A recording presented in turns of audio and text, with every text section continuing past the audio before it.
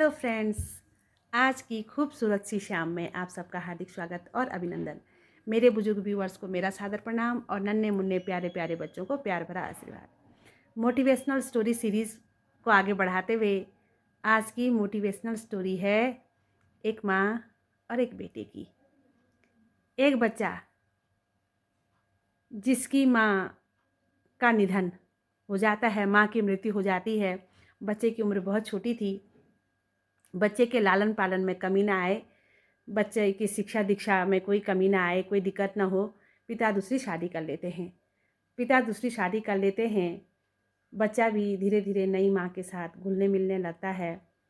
गुमसुम भी रहता घर में, लेकिन बाहर दोस्तों के साथ जाता, स्कूल जाता, तो बच्चा अपना मन बहला लेता। समय बीतता है। एक दिन पिताजी बेटे से पूछते हैं कि बेटा, जो आपकी नई माँ है, जो आपकी मम्मी थी, जो आपकी माँ थी पहले, और जो ये नई मम्मी है, उन दोनों में क्या अंतर है? दोनों में ज़्यादा अच्छा कौन है?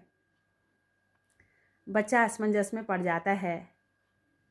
बच्चा कहता है, पापा, जो मेरी माँ थी तो मेरी माँ झूठ बोलती थी।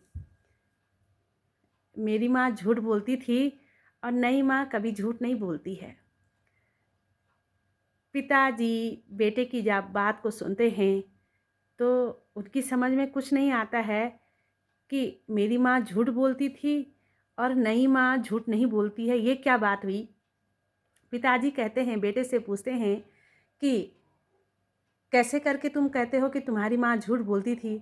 तो बेटा जवाब देता है, रुआंसा होके कहता है कि पिताजी, पहले जब मैं घंटों भर बाहर गली में खेलने जाता था, माँ कहती थी कि यदि तू आज गली में खेलने गया और टाइम से घर नहीं आया तो मैं तुझे खाना नहीं दूंगी। मैं खेलने जाता और देर से घर आता और माँ अपनी कही गई बात को भूल जाती और मुझे बड़े लाड प्यार से मेरी माँ खाना खिलाती। लेकिन उसके विपरीत नई माँ कहती है कि यदि तुम बाहर खेलने गए और टाइम से घर नहीं आए तो मैं तुम्हें खाना नहीं दूंगी और साथ में अंधेरे कमरे में भी बंद कर दूंगी।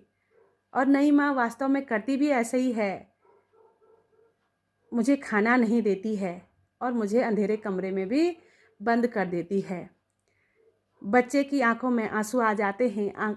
बच्चे की आंखों से आंसू झरझर करके बहने लगते हैं और बच्चा कहता है कि पिताजी, नई माँ बिल्कुल सच कहती है।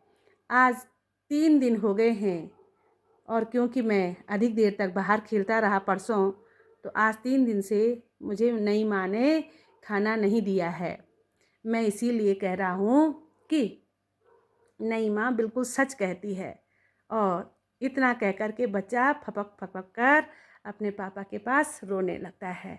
दोस्तों, कहानी बहुत छोटी सी कहानी में माँ की आत्मीयता का वर्णन किया गया है और कहानी इतनी, अगर आप ध्यान से सुनेंगे, पढ़ेंगे, तो हृदय को चीरने वाली कहानी है कि जब बच्चा कहता है कि माँ, जो मेरी माँ थी तो कहती थी मैं खाना नहीं दूंगी, लेकिन उस दिन मुझे बड़े प्यार से लाड से खाना खिलाती, लेकिन नई माँ ने आज 3 दिन हो गए मुझे खाना नहीं दिया है।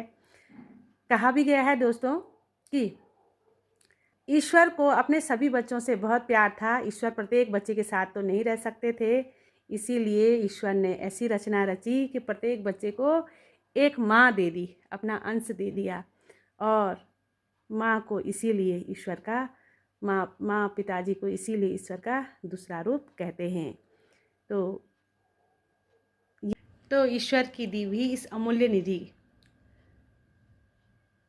माँ पिताजी स्वरूप इस अमूल्य निधि का सम्मान करें। और यदि हमारे पास यह अमूल्य निधि है तो हम सौभाग्यशाली हैं। इन्हीं विचारों के साथ स्वस्थ रहिए, मस्त रहिए और अपने अपने जीवन में व्यस्त रहिए। कीजिए अपने जीवन में कुछ ऐसा कि हर कोई करना चाहे आप जैसा। इन्हीं शब्दों के साथ उत्तराखंडी निवेदिता चैनल यूट्यूब पर और निवेदिता नेगी फेसबुक पेज पर आप सभी का हार्दिक स्वागत बारंबार। Thank you.